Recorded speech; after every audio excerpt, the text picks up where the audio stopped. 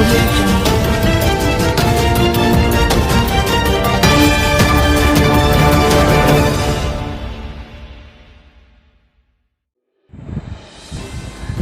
UP के हाथरस में होए गैंगरेप ਅਤੇ कतल के मुलजमान सज़ा दिवाउण लई ਨੂਰਮਹਿਲ वाल्मीक नौजवान सभा के प्रधान मनीष गिल की अगवाई हेठ पुराना बस अड्डा चौंक च वाल्मीक जथेबंदियां ਅਤੇ दलित परिवारां का भारी इकट्ठ होया।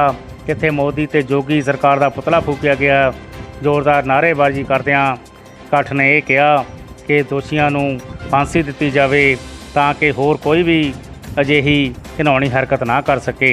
इस मौके बलवीर सिंह चीमा प्रधान श्रोमणी रघनेटा दल पंजाब, कमलजीत मट्टू, सुभाष चंद्र भाषा, समाज सेवक ज्योति मान, विनय गिल, राजकुमार सोहता, सुखविंदर थापर, विनोद कुमार मट्टू, मनीष, अमित गिल, दिनेश गिल, सुखा बारिश, सुखवीर सिंह कपूर, संदीप मोनू गिल, अजय पट्टी, रिंकी पट्टी, ममतराज होरनां तो इलावा इन्हां वड्डी गिणती विच वाल्मीक भाईचारा धरने में शामिल होए।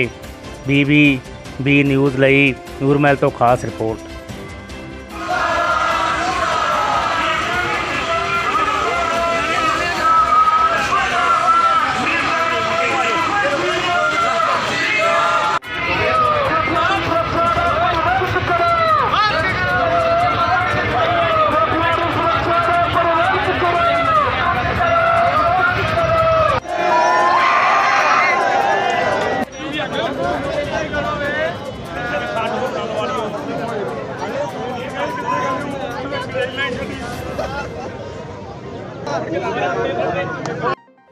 मनीषा भैन पूरे देश की जिहड़ी बेटी आ ओहदी जिहड़ी इज्जत तार तार की गई है और उस तो बाद इन्नी दर्दनाक उहदी मौत हुई जिसनूं शब्दां राहीं बयान नहीं किया जा सकता।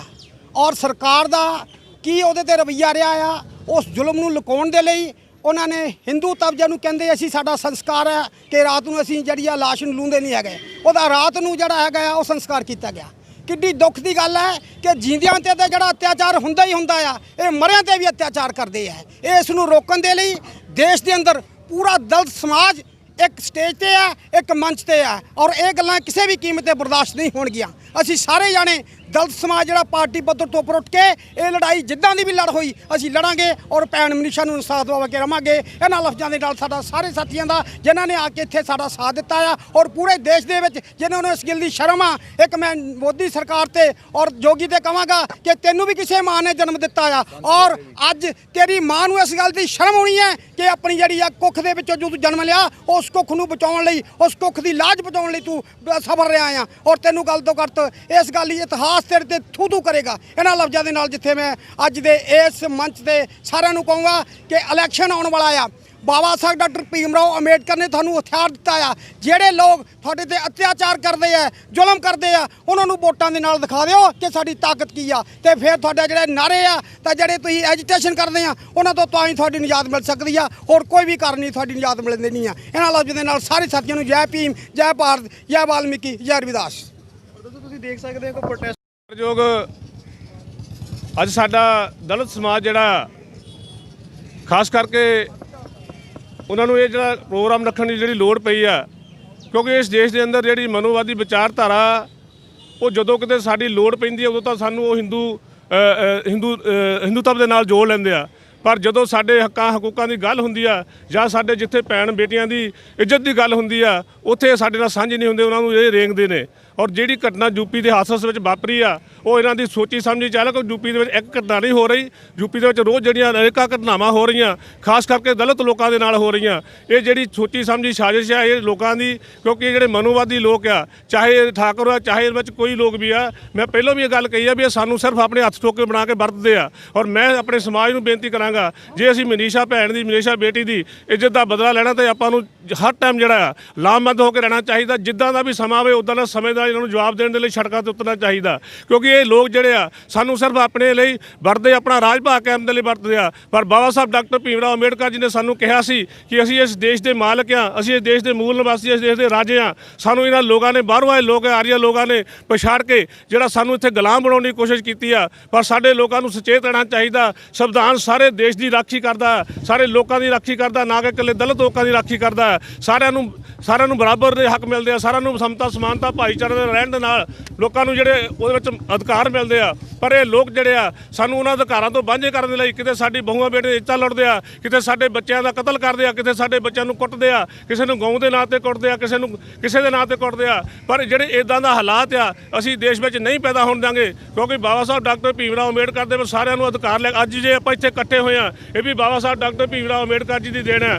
ਮੈਂ ਸਾਰੇ ਸਮਾਜ ਨੂੰ ਬੇਨਤੀ ਕਰਦਾ ਕਿ ਆਉਣ ਵਾਲਾ ਸਮਾਂ ਲੋਕਾਂ ਦੇ ਪੈਸ਼ ਲੱਗੂ ਨਾ ਬਣੋ, ਕਿਸੇ ਦੇ ਵੀ ਮਗਰ ਉਹਨਾਂ ਦੇ ਤੜੂਏ ਦਾ ਚੜ੍ਹਦੇ ਫਿਰੋ। ਬਾਬਾ ਸਾਹਿਬ ਨੇ ਤੁਹਾਨੂੰ ਪਲੇਟਫਾਰਮ ਬਣਾ ਕੇ ਦਿੱਤਾ ਕਿ ਇਹ ਦੇਸ਼ ਦੇ ਵਿੱਚ ਰਾਜਨੀਤੀ ਤੇ ਕਬਜ਼ਾ ਕਰੋ, ਆਪ ਕਬਜ਼ਾ ਕਰੋ, ਨਾ ਕਿ ਦੂਸਰਿਆਂ ਦਾ ਕਬਜ਼ਾ ਕਰਾਓ। ਜਦ ਤੱਕ ਤੁਸੀਂ ਆਪਣੀ ਦੇਸ਼ ਦੇ ਵਿੱਚ ਰਾਜਨੀਤਿਕ ਪਾਰਟੀ ਬਣਾ ਕੇ ਆਪ ਨਹੀਂ ਅੱਗੇ ਆਉਂਦੇ, ਆਪਣੀ ਰਾਜ ਭਾਗ ਦੇ ਮਾਲਕ ਦੇ, ਤਦ ਤੱਕ ਤੁਹਾਨੂੰ ਇਦਾਂ ਦੇ ਜਿਹੜੇ ਆ ਇਹ ਸਾਡੀਆਂ ਧੀਆਂ ਦੀ ਇੱਜ਼ਤਾਂ ਲੁੱਟ ਹੁੰਦੀਆਂ ਰਹਿਣਗੀਆਂ, ਸਾਡੇ ਤੇ ਅਤਿਆਚਾਰ ਹੁੰਦੇ ਰਹਿਣਗੇ। ਇਹਨਾਂ ਅਤਿਆਚਾਰਾਂ ਨੂੰ ਰੋਕਣ ਦੇ ਲਈ ਸਾਨੂੰ ਆਪਣਾ ਰਾਜ ਭਾਗ ਕਾਇਮ ਕਰਨਾ ਪਏਗਾ, ਤਾਂ ਹੀ ਸਾਡੀਆਂ ਇੱਜ਼ਤਾਂ ਮਹਿਫੂਜ਼ ਰਹਿਣਗੀਆਂ, ਤਾਂ ਹੀ ਸਾਡੇ ਬੱਚਿਆਂ ਦੀ ਪੜ੍ਹਾਈ ਵਧੀਆ ਹੋਏਗੀ, ਤਾਂ ਹੀ ਸਾਡੇ ਬਜ਼ੁਰਗਾਂ ਦੀ ਦਵਾਈ ਵਧੀਆ ਹੋਏਗੀ। ਜੇ ਆਪਾਂ ਆਪਣੇ ਬੱਚਿਆਂ ਦਾ ਆਉਣ ਵਾਲਾ ਭਵਿੱਖ ਵਧੀਆ ਕਰਨਾ ਤਾਂ ਇਦਾਂ ਦਾ ਰਾਜ ਪ੍ਰਬੰਧ ਬਣਾਓ ਜਿਹਦੇ ਵਿੱਚ ਸਾਰੇ ਲੋਕ ਸਾਡੇ ਮੋਹਰੇ ਰੇਂਗਦੇ ਨਜ਼ਰ ਆਉਣ। ਮੈਂ ਤੁਹਾਨੂੰ ਸਾਰਿਆਂ ਨੂੰ ਦੁਬਾਰਾ ਬੇਨਤੀ ਕਰਦਾ, ਕਿਉਂਕਿ ਰਾਜ ਭਾਗ ਲੈਣਾ ਸਾਨੂੰ ਸਭ ਤੋਂ ਵੱਡਾ ਜ਼ਰੂਰੀ ਆ। ਦੂਜਿਆਂ ਦੇ ਤਲੀਏ ਨਾ ਚੱਟੋ, ਆਪਣੀ ਪਾਰਟੀ ਬਣੀ ਆ, ਆਪਣੀ ਪਾਰਟੀ ਦੀ ਸਪੋਰਟ ਕਰੋ, ਬਾਬਾ ਸਾਹਿਬ ਦੀ ਜਿਹੜੀ ਸੋਚ ਤੇ ਚੱਲਦੀ ਆ ਉਹਦੀ ਸਪੋਰਟ ਕਰਕੇ ਆਪਣਾ ਰਾਜ ਕਾਇਮ ਕਰੋ। ਇਦਾਂ ਦੇ ਜ਼ੁਲਮ ਹੋਣੇ ਤੁਹਾਡੇ ਕੱਲ੍ਹ ਨਹੀਂ ਬੰਦ ਹੋ ਜਾਣਗੇ। ਤੁਹਾਡਾ ਸਾਰਾ ਧੰਨਵਾਦ। ਜੈ ਭੀਮ, ਜੈ ਭਾਰਤ।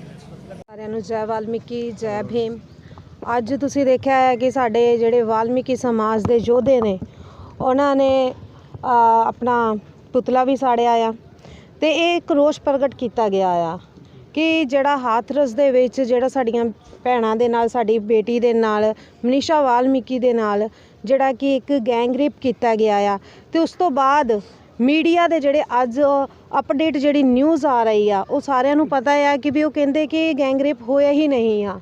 ਬਟ ਆਪਾਂ ਅੱਜ ਵਾਲਮੀਕੀ ਭਾਈਚਾਰਾ ਇਸ ਕਰਕੇ ਇਕੱਤਰਿਤ ਹੋ ਕੇ ਮੋਦੀ ਦੇ, ਆਦਿੱਤਿਆਨਾਥ ਯੋਗੀ ਦੇ ਇਸ ਕਰਕੇ ਪੁਤਲੇ ਸਾੜ ਰਿਹਾ ਆ ਕਿਉਂਕਿ ਸਾਨੂੰ ਪਤਾ ਆ ਕਿ ਉਹਦੇ ਨਾਲ ਗੈਂਗ ਰੇਪ ਹੋਇਆ ਵਾ, ਕਿਉਂਕਿ 14 ਸਤੰਬਰ ਨੂੰ ਉਸ ਦੇ ਨਾਲ ਗੈਂਗ ਰੇਪ ਹੁੰਦਾ ਆ। ਉਸ ਤੋਂ ਬਾਅਦ ਜਿਹੜੀ ਮੈਡੀਕਲ ਰਿਪੋਰਟ ਵਾ ਉਹ 9 ਦਿਨ ਬਾਅਦ ਉਹਦਾ ਦੁਬਾਰਾ ਮੈਡੀਕਲ ਕਰਵਾਇਆ ਜਾਂਦਾ ਹੈ, ਜਿਹਦੇ ਵਿੱਚ ਅੱਜ ਦੀ ਜਿਹੜੀ ਅਪਡੇਟ ਸਾਨੂੰ ਮਿਲਦੀ ਪਈ ਆ ਕਿ ਇਹ ਕਹਿ ਰਹੇ ਆ ਕਿ ਵੀ ਉਸ ਦੇ ਨਾਲ ਕੁਝ ਹੋਇਆ ਹੀ ਨਹੀਂ ਆ। ਇਸ ਕਰਕੇ ਰੋਸ ਪ੍ਰਦਰਸ਼ਨ ਕੀਤਾ ਜਾ ਰਿਹਾ ਆ ਜ਼ਿਆਦਾ ਪੂਰੇ ਪੰਜਾਬ 'ਚ, ਪੂਰੇ ਭਾਰਤ ਵਿੱਚ ਰੋਸ ਪ੍ਰਦਰਸ਼ਨ ਕਹਿ ਸਕਦੇ ਹਾਂ ਪੂਰਨ ਜ਼ੋਰ 'ਤੇ ਕੀਤਾ ਜਾ ਰਿਹਾ ਹੈ ਤਾਂ ਕਿ ਸਾਡੀ ਜਿਹੜੀ ਬੇਟੀ ਹੈ ਉਸ ਨੂੰ ਇਨਸਾਫ ਮਿਲ ਸਕੇ ਔਰ ਜਿਹੜੇ 4 ਜਿਹੜੇ ਦੋਸ਼ੀ ਆ, ਜਿਹੜੇ ਠਾਕੁਰ ਆ, ਉਹਨਾਂ ਨੂੰ ਤੁਰੰਤ ਤੋਂ ਤੁਰੰਤ ਸਜ਼ਾ ਦਿੱਤੀ ਜਾਵੇ ਤੇ ਸਾਡੀ ਮਨੀਸ਼ਾ ਵਾਲਮੀਕੀ ਭੈਣ ਨੂੰ 1 ਕਰੋੜ ਦਾ ਮੁਆਵਜ਼ਾ ਦਿੱਤਾ ਜਾਵੇ। ਇੱਕ ਪਾਸੇ ਤਾਂ ਆਦਿੱਤਿਆਨਾਥ ਯੋਗੀ ਜੀ ਕਹਿੰਦੇ ਕਿ ਮੈਂ 25 ਲੱਖ ਦੇ ਦਿੱਤਾ ਆ, ਤੇ ਦੂਜੇ ਪਾਸੇ ਕਹਿੰਦੇ ਕਿ ਵੀ ਉਹਦੇ ਨਾਲ ਕੋਈ ਇੱਦਾਂ ਦਾ ਰੇਪ ਹੋਇਆ ਹੀ ਨਹੀਂ ਆ। ਅਗਰ ਰੇਪ ਨਹੀਂ ਹੋਇਆ ਆ ਤਾਂ ਫਿਰ ਸਾਡਾ ਇਹ ਸਵਾਲ ਆ ਤੇ ਫਿਰ 25 ਲੱਖ ਕਿਹਦਾ ਦਿੱਤਾ ਆ ਤੁਸੀਂ? ਤੇ ਅਗਰ ਰੇਪ ਨਹੀਂ ਹੋਇਆ ਤੇ ਫਿਰ ਉਸ ਨੂੰ ਐਂਬੂਲੈਂਸ ਦੇ ਵਿੱਚ ਜਦੋਂ ਦਿੱਲੀ ਦੇ ਹਸਪੀਟਲ 'ਚ ਲੈ ਕੇ ਆਉਂਦੇ ਆ ਤੇ ਵਿਦਆਊਟ ਨੇਮ ਪਲੇਟ ਤੋਂ ਲੈ ਕੇ ਆਉਂਦੇ ਆ।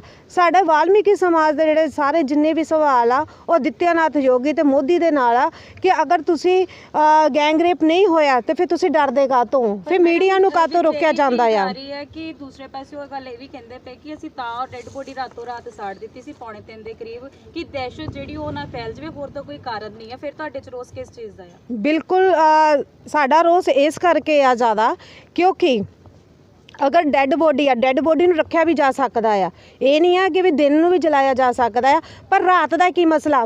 ਪੁਲਿਸ ਦੀ ਛਾਉਣੀ ਦੇ ਵਿੱਚ ਉਸ ਨੂੰ ਜਲਾਇਆ ਜਾਂਦਾ ਆ, ਮਾਂ-ਬਾਪ ਨੂੰ ਦੱਸਿਆ ਨਹੀਂ ਜਾਂਦਾ ਤਾਂ ਕਿ ਤੁਸੀਂ ਦੇਖਿਆ ਹੀ ਹੋਣਾ ਕਿ ਉਹਦੀ ਮਾਂ ਕਹਿੰਦੀ ਪਈ ਆ ਕਿ ਵੀ ਜਦੋਂ ਇੱਕ ਜਵਾਨ ਧੀ ਮਰਦੀ ਆ ਜਾਂ ਜਵਾਨ ਪੁੱਤ ਮਰਦਾ ਹੈ ਤਾਂ ਹਰੇਕ ਮਾਂ-ਬਾਪ ਦਾ ਹੁੰਦਾ ਆ ਕਿ ਸਾਡਾ ਜਿਹੜਾ ਪੁੱਤ ਆ ਉਹਦੇ ਮਹਿੰਦੀ ਲਾਈ ਜਾਵੇ ਜਾਂ ਧੀ ਦੇ ਮਹਿੰਦੀ ਲਾਈ ਜਾਵੇ, ਉਹਨੂੰ ਸ਼ਿੰਗਾਰ ਕੇ ਅਸੀਂ ਇਸ ਦੁਨੀਆ ਤੋਂ ਵਿਦਾ ਕਰੀਏ। ਪਰ ਉਸ ਮਾਂ ਨੇ ਕਿਹਾ ਕਿ ਅਸੀਂ ਇਹਨਾਂ ਦੀਆਂ ਮਿੰਨਤਾਂ ਵੀ ਪਾਈਆਂ ਪਰ ਇਹਨਾਂ ਨੇ ਸਾਨੂੰ ਦਿਖਾਈ ਬੋਡੀ ਤੱਕ ਨਹੀਂ ਦਿਖਾਈ ਗਈ ਆ। ਸਾਡਾ ਇਸ ਕਰਕੇ ਰੋਸ ਆ ਕਿ ਅਗਰ ਉੱਥੇ ਦੀ ਯੂਪੀ ਜਿਹੜੀ ਸਰਕਾਰ ਵਾ, ਤੁਸੀਂ ਵੀ ਦੇਖਿਆ ਕਿ ਤੁਹਾਡੇ ਵਰਗੇ ਮੀਡੀਆ ਵੀਰ ਵੀ ਉੱਥੇ ਸਾਰੇ ਪ੍ਰੈਜ਼ੈਂਟ ਹੁੰਦੇ ਆ, ਤੁਹਾਡੇ ਵਰਗੇ ਵੀਰਾਂ ਨੂੰ ਵੀ ਉਹ ਧੱਕੇ ਮਾਰੇ ਜਾਂਦੇ ਆ।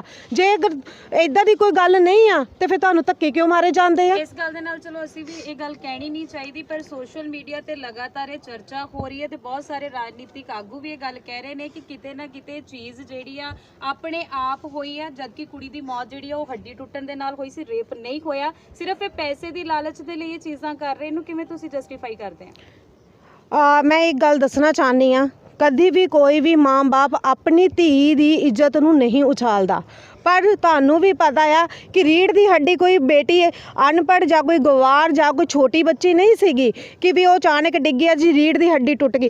ਕੁਛ ਤਾਂ ਇੱਦਾਂ ਦੀ ਵਾਰਦਾਤ ਹੋਈ ਆ ਜਿਹਦੇ ਕਰਕੇ ਰੀੜ੍ਹ ਦੀ ਹੱਡੀ ਟੁੱਟੀ ਗਈ ਆ। ਫਿਰ ਤੁਸੀਂ ਰੀੜ੍ਹ ਦੀ ਹੱਡੀ ਦੀ ਗੱਲ ਕਰਦੇ ਹੋ, ਇਸ ਤੋਂ ਇਹ ਵੀ ਅੰਦਾਜ਼ਾ ਆਇਆ ਕਿ ਵੀ ਉਹਦੀ ਇੱਕ ਜੀਭ ਵੀ ਕੱਟੀ ਗਈ ਆ, ਫਿਰ ਗਲੇ ਦੇ ਉੱਤੇ ਨਿਸ਼ਾਨ ਵੀ ਲਗਾਏ ਗਏ ਆ। ਤੇ ਜਿਹੜਾ ਗੈਂਗ ਰੇਪ ਆ, ਜਿਹੜੇ ਬੇਟੀ ਨੇ ਤੁਸੀਂ ਦੇਖਿਆ ਹੀ ਹੋਣਾ ਕਿ ਵੈਨੀਡੇਟਰ ਦੇ ਉੱਤੇ ਪਈ ਉਹ ਆਪਣੇ ਬਿਆਨ ਦਿੰਦੀ ਆ, ਠਾਕੁਰਾਂ ਦੇ ਨਾਮ ਲੈਂਦੀ ਪਈ ਆ ਕਿ ਵੀ ਸੰਦੀਪ ਠਾਕੁਰ ਹੈਗਾ ਆ, ਲਵਕੁਸ਼ ਠਾਕੁਰ ਹੈਗਾ, ਰਾਮੂ ਠਾਕੁਰ ਹੈਗਾ ਆ, ਜਿਹੜੇ 4 ਦੋਸ਼ੀ ਆ ਜਿਨ੍ਹਾਂ ਦੇ ਤੁਸੀਂ ਦੇਖਿਆ ਕਿ ਸਾਡੇ ਬੈਨਰਾਂ ਦੇ ਉੱਤੇ ਨਿਸ਼ਾਨ ਬਣੇ ਹੋਏ ਆ ਕਿ ਵੀ ਉਹਦੇ ਨਾਮ ਲਿੱਤੇ ਗਿਆ। ਕਿ ਹੁਣ ਇੱਕ ਜਿਹੜੀ ਮ੍ਰਿਤਕ ਸਾਡੀ ਭੈਣ ਮੀਨਾਕਸ਼ੀ ਵਾਲਮੀਕੀ ਆ, ਉਹ ਇਹਨਾਂ ਦੇ ਗਲਤ ਥੋੜੀ ਨਾਮ ਲੈ ਸਕਦੀ। ਕੋਈ ਧੀ ਆਪਣੀ ਜਾਨ ਵੇਲੇ, ਆਪਣੇ ਦੁੱਖ ਦੇ ਵੇਲੇ ਉਹ ਸੱਚ ਹੀ ਬੋਲੇਗੀ, ਉਹ ਝੂਠ ਨਹੀਂ ਬੋਲ ਸਕਦੀ ਆ। ਇਸ ਕਰਕੇ ਇਹ ਯੂਪੀ ਸਰਕਾਰ ਜਿਹੜੀ ਹੈਗੀ ਆ, ਮੋਦੀ ਸਰਕਾਰ ਜਿਹੜੀ ਆ, ਬੀਜੇਪੀ ਸਰਕਾਰ ਆ, ਜਿਹੜੀ RSS ਦੇ ਜਿਹੜੇ ਪਿੱਠੂ ਆ, ਉਹ ਵਾਲਮੀਕੀ ਇੱਕ ਦਲਿਤਾਂ ਨੂੰ ਦਬਾਉਣਾ ਚਾਹੁੰਦੇ ਆ ਤਾਂ ਕਿ ਇਹਨਾਂ ਨੂੰ ਦਬਾ ਕੇ ਮੀਡੀਆ ਦੇ ਥਰੂ ਇਹਨਾਂ ਨੂੰ ਦਬਾਈਏ, ਪ੍ਰਸ਼ਾਸਨ ਦੇ ਥਰੂ ਦਬਾਈਏ, ਜਾਂ ਅਸੀਂ ਸਰਕਾਰ ਦੇ ਥਰੂ ਦਬਾਈਏ,